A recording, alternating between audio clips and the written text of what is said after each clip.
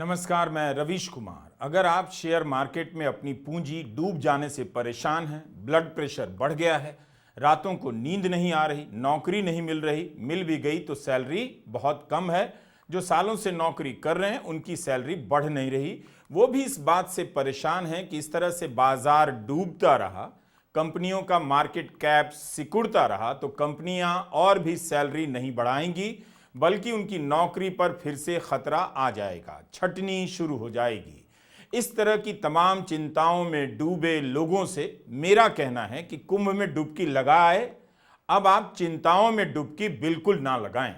इस तरह की रिपोर्ट पढ़कर बिल्कुल ना घबराएं, क्योंकि संकट की इस घड़ी में प्रधानमंत्री नरेंद्र मोदी बिल्कुल नहीं घबराते हैं। वीडियो को पूरा देखिए, आदि से लेकर अंत तक अनंत जानकारी मिलेगी। 5 महीने में 93 लाख करोड़ से अधिक की पूंजी डूब जाए तो उसकी दहशत हेडलाइन में भले झलकती हो, लेकिन प्रधानमंत्री मोदी के चेहरे पर नहीं। सोमवार की सुबह जब आप मार्केट में लाल और हरा और फिर लाल रंग देखकर हाय हाय कर रहे थे, उस समय प्रधानमंत्री नरेंद्र मोदी गुजरात के गिर वन में शेरों की तस्वीर उतार रहे थे। आखिर विश्व वन्य जीव दिवस भी तो महत्वपूर्ण है। वन्य जीव छायाकार का लिबास, सफारी रेंजर हैट और हाथ में कैमरा, बड़े बड़े संकटों के बीच तनाव मुक्त रहने का इससे बड़ा राष्ट्रीय उदाहरण क्या हो सकता है। कोई कह सकता है कि देश में 93 लाख करोड़ के डूबने को लेकर हाहाकार मचा है, पीएम कितने रिलैक्स हैं, एकदम परेशान नहीं। यही इस समय का राष्ट्रीय भाव होना चाहिए, ना कि बाजार डूब गया हाय हाय हाहाकार मचना चाहिए। शेर की तलाश में प्रधानमंत्री के चेहरे पर दिव्य एकाग्रता का संगम है। आज देश को इसी गंभीरता की जरूरत है। एकाग्रता ही नहीं, प्रधानमंत्री फैशन को लेकर भी उदारवादी संदेश दे रहे हैं। जो बात पाश्चात्य संस्कृति के सफारी रेंजर हैट में है, वो बात इस वक्त किसी भारतीय टोपी के पहनने में नहीं आ सकती। इसलिए हर समय ना तो हाय हाय कीजिए, ना पाश्चात्य संस्कृति का तिरस्कार कीजिए। मंडे ब्लूज को लेकर रोने वाला मिडिल क्लास क्यों नहीं सोचा कि सोमवार को सफारी पर भी निकला जा सकता है। पीएम की इतनी तारीफ, भूरी भूरी प्रशंसा केवल मैं कर सकता हूं। गोदी मीडिया के बस की बात नहीं, लेकिन कांग्रेस प्रवक्ता सुप्रिया श्रीनेत ने रंग में भंग डाल दिया और कह दिया कि प्रधानमंत्री नरेंद्र मोदी शंभू शिकारी बन गए हैं। सुप्रिया श्रीनेत लिखती हैं कि शंभू शिकारी बने नरेंद्र मोदी के पास जंगल सफारी तक जाने का वक्त है, बस मणिपुर नहीं जाएंगे। वैसे क्या यह सैर सपाटा भी कभी छुट्टी नहीं लेते हैं वाले जुमले में गिना जाएगा? प्रधानमंत्री नरेंद्र मोदी भले सफारी में जाने के लिए, समुद्र तट पर फोटोग्राफी करने के लिए छुट्टी नहीं लेते हैं, लेकिन यह सच है कि वे इन चीजों को भी काम की तरह करते हैं। इन आयोजनों में उनकी गंभीरता देखकर कोई नहीं कह सकता कि प्रधानमंत्री छुट्टी पर हैं। आप देखिए, सफारी करते वक्त भी प्रधानमंत्री कितने गंभीर लग रहे हैं। सीरियसनेस बेमिसाल है। यह कितनी अच्छी बात है। 3 मार्च की ही खबर है कि भारत का मैन्युफैक्चरिंग सेक्टर सुस्त पड़ गया है, 14 महीने में सबसे नीचे आ गया। HSBC इंडिया के मैन्युफैक्चरिंग परचेजिंग मैनेजर्स इंडेक्स की मासिक रिपोर्ट में यह बात सामने आई है। बताया गया है कि नए ऑर्डर आने कम हो गए हैं, उत्पादन धीमा हो गया है। यह सब अच्छा नहीं माना जाता है। मोदी सरकार के 10 साल के दौरान मैन्युफैक्चरिंग सेक्टर को लेकर ज्यादातर इसी तरह की खबरें आती रही हैं, लेकिन इससे प्रधानमंत्री नरेंद्र मोदी कभी विचलित दिखाई नहीं दिए। रविवार को ही प्रधानमंत्री नरेंद्र मोदी ने देश की जनता के कल्याण और समृद्धि के लिए वक्त निकालकर सोमनाथ मंदिर में पूजा अर्चना की। पहले के प्रधानमंत्री इस झूठ का प्रचार करते थे कि पीएम के पास एकदम टाइम नहीं होता, एक एक मिनट प्रधानमंत्री का कीमती होता है। शुक्र है प्रधानमंत्री मोदी ने पीएम के टाइम को नए सिरे से परिभाषित कर दिया है। जन कल्याण केवल फैसलों से नहीं होता, पूजा अर्चना भी भारतीय जीवन के निजी और सार्वजनिक कल्याण का हिस्सा रहा है। शनिवार को भी प्रधानमंत्री मोदी ने काम किया, छुट्टी नहीं ली। शाम को दिल्ली में जहाने खुसरो में हिस्सा लिया, सोमवार को सफारी, रविवार को पूजा, शनिवार को दिल्ली में जहाने खुसरो के कार्यक्रम में जाकर सूफी संगीत का लुत्फ उठाना। कोई प्रधानमंत्री मोदी से सीखे। इस रेंज का मैं बहुत कायल हो चुका हूं। जहाने खुसरो में प्रधानमंत्री ने कितनी सुंदर बात कही, हिंदुस्तान जन्नत का बगीचा है जहां तहजीब का हर रंग फला फूला है। उससे ठीक 5 दिन पहले प्रधानमंत्री मोदी बागेश्वर धाम गए, कैंसर अस्पताल के शिला पूजन में भाग लिया। नफरती भाषा बोलने वाले धीरेंद्र शास्त्री के कैंसर के अस्पताल के निर्माण में उनका हिस्सा लेना, भाषण देना कितना महत्वपूर्ण कार्य है। वहां भी उन्होंने देश के लिए काम किया और अपने ट्वीट में लिखा भी कि बागेश्वर धाम में बालाजी सरकार के दर्शन पूजन का सौभाग्य मिला, उनसे देशवासियों की सुख समृद्धि और कल्याण की कामना की। तो हमारा यह वीडियो शेयर बाजार में जारी गिरावट पर ही है। हम बस इस शंका को दूर कर रहे हैं कि प्रधानमंत्री मोदी ने बाजार के निवेशकों को उनके हाल पर छोड़ दिया। कभी वे खुद पैसे लगाने के टिप्स दिया करते थे, आगे हम बताने वाले हैं। लेकिन अगर किसी को भी लगता है कि प्रधानमंत्री जन कल्याण की चिंता नहीं कर रहे हैं तो वह गलत है। 2014 से पहले जनता परेशान होती थी तो सरकार भी परेशान हो जाती थी और मीडिया उससे भी ज्यादा। लेकिन यह सब पुरानी बातें हैं। जनता कितनी भी परेशान हो जाए, अब सरकार परेशान नहीं होती। ऐसी खबरों से प्रधानमंत्री मोदी को बिल्कुल विचलित होना भी नहीं चाहिए कि 100 करोड़ लोगों के पास खाने पीने की चीजों के अलावा उपभोक्ता सामान खरीदने के पैसे नहीं हैं। इसलिए कंपनियों के माल नहीं बिक रहे। इनके कारण भारत की अर्थव्यवस्था की हालत खराब है और शेयर बाजार में कोहराम मचा हुआ है। आपका पैसा शेयर बाजार में डूब रहा है, इसका असर देश के प्रधानमंत्री पर बिल्कुल नहीं होना चाहिए। उन्हें धार्मिक, सांस्कृतिक और मनोरंजन के कार्यक्रमों में हिस्सा लेना चाहिए। आप हैं फालतू में 1400 अंक नीचे आ गया, 300 अंक नीचे आ गया, निफ्टी 22,000 के नीचे जा रहा है। इन सब तुच्छ चिंताओं में फंसे हुए हैं, मत फंसिए। बल्कि आप निवेशक पहले मेरी एक बात का जवाब दीजिए, क्या आप भी राष्ट्रवाद के चक्कर में फंसकर बाजार की तरफ भागे थे? सच सच बताइएगा, क्योंकि मुझे इस सवाल का जवाब नहीं मिल रहा कि विदेशी निवेशक तो भाग लिए, देसी निवेशक क्यों फंसे रह गए। इस एक लाइन से शेयर बाजार का हाल समझना चाहता हूं। देसी निवेशक क्यों फंस गए? उनका इस बाजार में भरोसा उनकी अपनी समझबूझ के आधार पर बना या माहौल बनाने वाले तंत्र के आधार पर? बाजार के गिरने के अनेक कारणों की हर दिन खोज की जा रही है। मैं इसकी खोज कर रहा हूं कि इसमें हिंदू राष्ट्रवाद का कितना रोल था। क्या यह सही है कि मोदी सरकार को प्रमोट करने के लिए मार्केट में भी हिंदू राष्ट्रवाद के रंग में रंगा पूरा तंत्र विकसित हो गया है? मार्केट गुरु प्रधानमंत्री से मिलकर फोटो खिंचवाते रहते हैं, जिससे संकेत जाता रहे कि पैसे की तरक्की वहां हो रही है। ऐसे गुरु बाजार का नंबर दिखा दिखाकर मोदी सरकार की वाहवाही करने लगे और फिर सरकार के लोग उस बाजार को दिखाकर आपको सपने दिखाने लगे।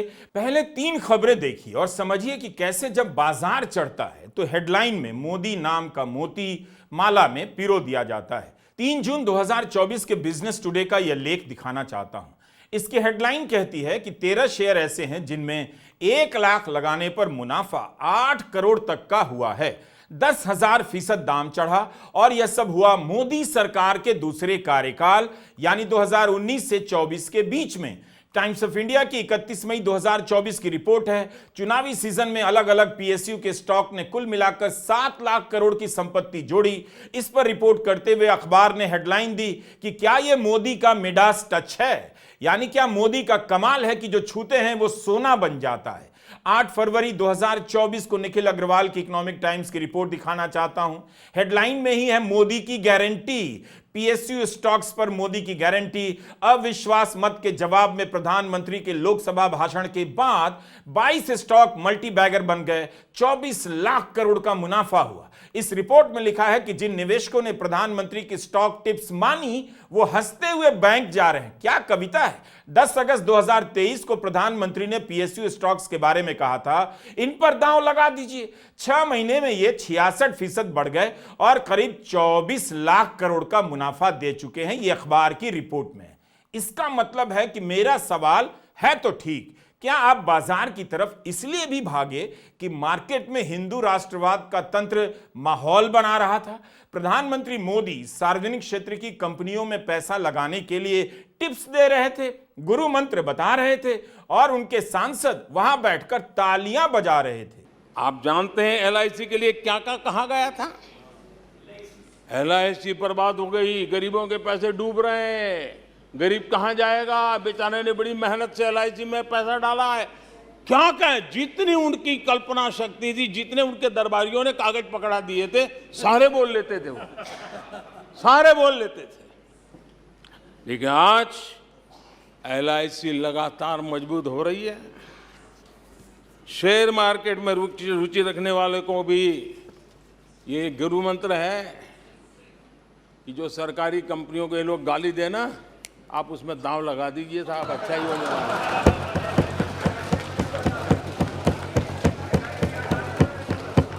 जिन लोगों ने प्रधानमंत्री मोदी की बात पर भरोसा कर एलआईसी में पैसे लगाए, उन्हें प्रधानमंत्री से पूछना चाहिए, अभी नहीं सफारी से लौट आने दीजिए कि एलआईसी का स्टॉक पिछले 6 महीने में 31% नीचे आ गया है सर। सितंबर में एलआईसी के एक शेयर की कीमत 1050 के ऊपर थी। 3 मार्च को उसका शेयर 715 पर आ गया। अब प्रधानमंत्री मोदी आकर क्यों नहीं टिप्स दे रहे हैं? आज जब बाजार 5 महीने से गिर रहा है, उनके टिप्स की बहुत जरूरत है। उन्हें रात 8 बजे टीवी पर आकर टिप्स देना चाहिए। 4 जून को चुनाव के नतीजे से एक हफ्ता पहले तक प्रधानमंत्री मोदी, गृहमंत्री अमित शाह मीडिया के कार्यक्रमों में कह रहे थे 4 जून से पहले स्टॉक मार्केट में निवेश कर दीजिए। निवेश हुए, मगर नतीजे आने के बाद मार्केट बुरी तरह गिर गया। उस समय राहुल गांधी ने प्रेस कॉन्फ्रेंस कर सवाल उठाया था। अमित शाह कहते हैं बाय शेयर्स बिफोर 4 जून। 19 में नरेंद्र मोदी जी कहते हैं stock market will break records on June 4। फिर 28 मई को रिपीट करते हैं। 1 जून मीडिया झूठे एग्जिट पोल रिलीज करती है। बीजेपी का ऑफिशियल जो इंटरनल सर्वे था वो उनको 220 सीट दे रहा था। तो ये इंफॉर्मेशन बीजेपी के लीडर्स के पास था। इंटेलिजेंस एजेंसीज ने 200 और 220 के बीच में सरकार को बताया था कि उनकी सीट्स आ रही हैं। 3 जून को स्टॉक मार्केट सारे रिकॉर्ड तोड़ देता है और 4 जून को खटाक से स्टॉक मार्केट अंडरग्राउंड चला जाता है। अगला स्लाइड दिखाइए जरा। ये देखिए 31 मई massive stock activity, more than double what was there on 30th, more than double what was there on 29, 28। ये अनोमली देखिए। ये कौन लोग हैं? ये वो लोग हैं जो जानते हैं कि कोई ना कोई घपला हो रहा है। हजारों करोड़ रुपए यहां पे इन्वेस्ट हुए हैं, फॉरेन इन्वेस्टर्स ने इन्वेस्ट किए हैं और उसके बाद 30 लाख करोड़ रुपए का लॉस होता है। किसका लॉस होता है? रिटेल इन्वेस्टर्स का लॉस होता है। तो ये जो आप देख रहे हैं हिंदुस्तान की स्टॉक मार्केट की हिस्ट्री का सबसे बड़ा स्कैम है। बाजार के चढ़ने के समय तो खबरों में खूब मोदी मोदी किया जा रहा था, लिखा जा रहा था मोदी जिस चीज को छूते हैं सोना बन जाता। जब इस मार्च 2025 में पीएसयू के शेयर डूबते जा रहे हैं, तब मोदी का नाम हेडलाइन से गायब है, जबकि प्रधानमंत्री अब भी मोदी ही हैं। 24 लाख करोड़ हवा हो गए पीएसयू के, तो मोदी का नाम क्यों नहीं है? 28 फरवरी 2025 की सीएनबीसी की हेडलाइन कहती है पिछले 7 महीने में पीएसयू स्टॉक्स में निवेशकों के 25 लाख करोड़ स्वाहा हो गए। हेडलाइन में मोदी का नाम नहीं। 3 मार्च 2024 के मनी कंट्रोल की हेडलाइन देखिए, पीएसयू शेयरों में भारी बिकवाली, 60% तक टूटा भाव, 15 महीने के निचले स्तर पर मार्केट वैल्यू। आपको याद है रेलवे के शेयरों की कितनी बातें होती थी, कितनी हेडलाइन छपती थी, लेकिन आज उन शेयरों की बात क्यों नहीं हो रही? क्या रेल के शेयर भी ट्रंप की टैरिफ नीति के कारण गिर रहे हैं? फिर अश्विनी वैष्णव रेल मंत्री के रूप में क्या कर रहे हैं? आईआरसीटीसी 30% का नेगेटिव रिटर्न दे रहा है। सितंबर में आईआरसीटीसी 950 रुपए के ऊपर था, मगर 3 मार्च को 660 के नीचे चला गया।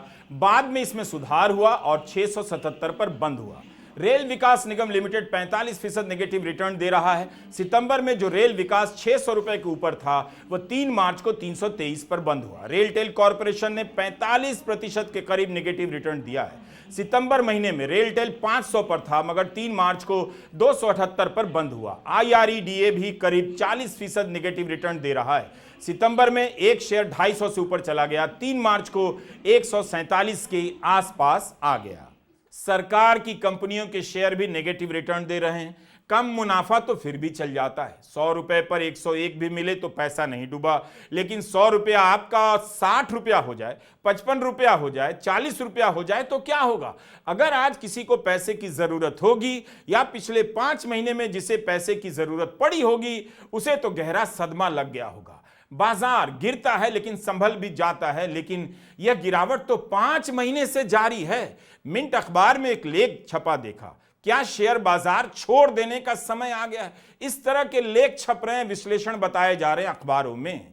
कोविड-19 के कारण मार्च 2020 में भारतीय शेयर बाजार में भारी गिरावट आई। जनवरी 2020 में सेंसेक्स 42,000 अंक और निफ्टी 50 करीब 12,400 अंक पर था। इसे एक रिकॉर्ड बताया गया, लेकिन 3 महीने के भीतर दोनों सूचकांक लगभग 38% तक गिर गए। 23 मार्च 2020 को सेंसेक्स 16,000 अंक नीचे आ गया, निफ्टी 4,000 अंक नीचे, लेकिन अगले कुछ महीनों में सुधार करते हुए यह मई में 32,000 पहुंच गया।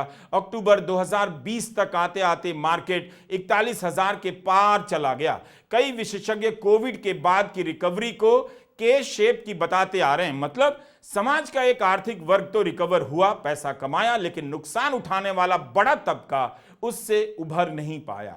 कोविड के समय 7 महीने के भीतर बाजार ने रिकवरी कर ली। हमारा सवाल है कि क्या इस बार ऐसा होगा? एक्सपर्ट कोविड के समय की रिकवरी की बात भी नहीं कर रहे। सबको दिखने लगा है कि इस बार की गिरावट लंबी रहने वाली है। जिनका निवेश नेगेटिव में गया है उसकी रिकवरी होगी या नहीं होगी तो कब होगी कोई नहीं जानता। सेंसेक्स सितंबर में 85,000 के पार चला गया था, उस ऊंचाई से गिरते गिरते 73,000 से नीचे जाता दिख रहा है। करीब 12,700 अंक नीचे आ चुका है। बाजार की खबरों का हाल भी बाजार के जैसा। 3 मार्च को सुबह बाजार खुलते ही कुछ चढ़ा, ग्रीन में आया।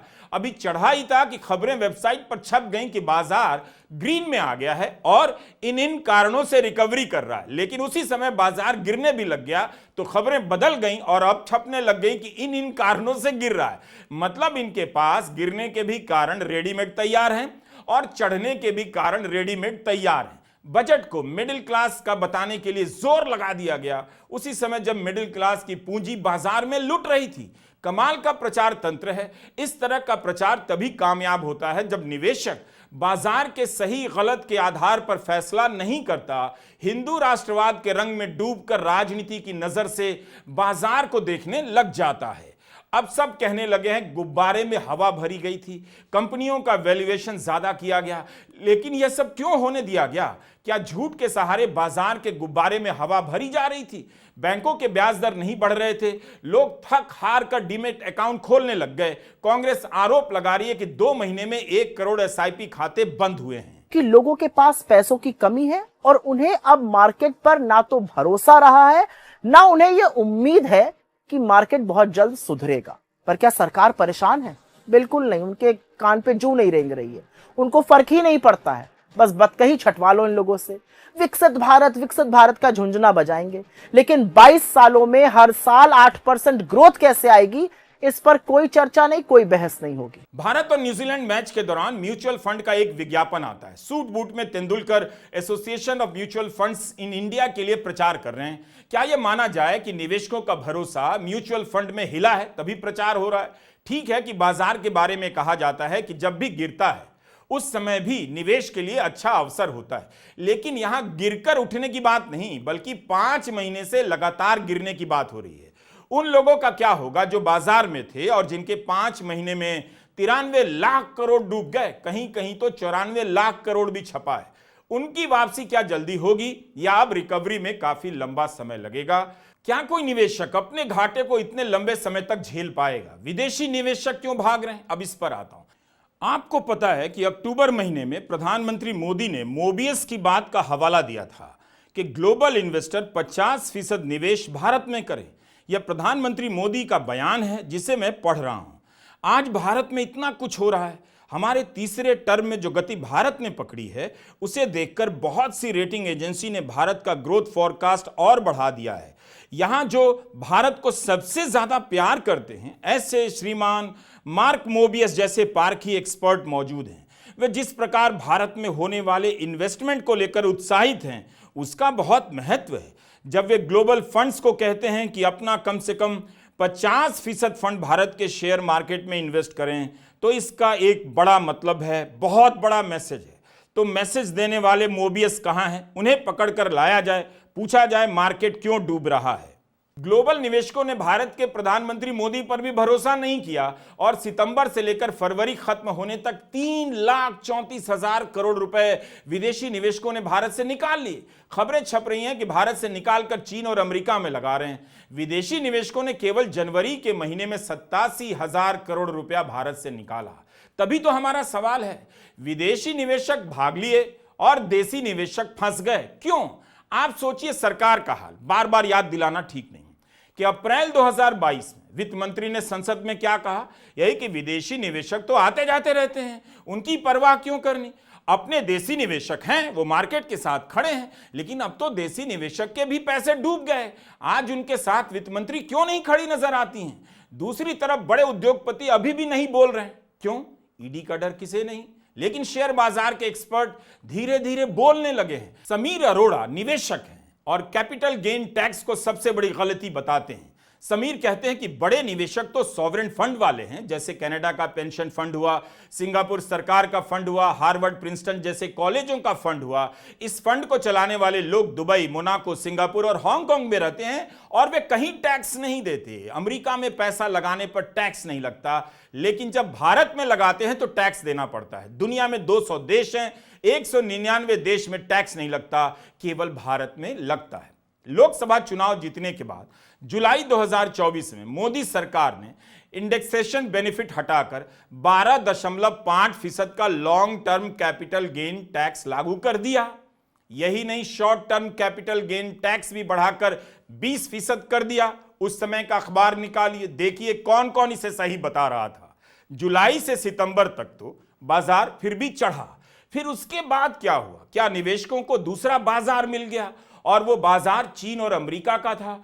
फरवरी 2025 में जब बजट पेश हुआ तब भी बाजार गिर ही रहा था, फिर भी वित्त मंत्री ने लॉन्ग टर्म टैक्स और short term capital gain tax को नहीं घटाया, न खत्म किया। तो क्या इस गिरावट के बहाने माहौल बनाया जा रहा है कि विदेशी निवेशकों पर टैक्स कम किया जाए, अमीरों को फायदा हो? समीर अरोड़ा की बात को समर्थन मिल रहा है। अगर विदेशी निवेशकों के भागने से बाजार डूबा है और आपका पैसा डूबता जा रहा है तो इसके कारणों को समझना ही होगा। लेकिन अगर आपका पैसा डूब रहा है और आप बहुत टेंशन में हैं, तब भी मैं कहूंगा कि आप अपना समय प्रधानमंत्री मोदी की तरह बिताइए। सोमवार को सफारी पर जाइए, मंदिर जाइए, संगम में स्नान कीजिए, बागेश्वर धाम जाइए।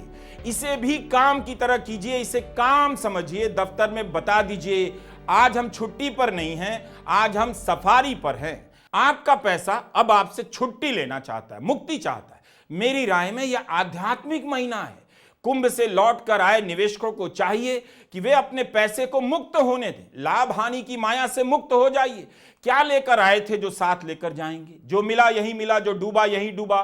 ट्रकों पर जो लिखा होता है उसे ध्यान से पढ़िए, सोचो साथ क्या जाएगा। आप सोचते रहिए, लेकिन हमारा वीडियो पूरा देखने के बाद सोचा कीजिए। नमस्कार, मैं रवीश कुमार।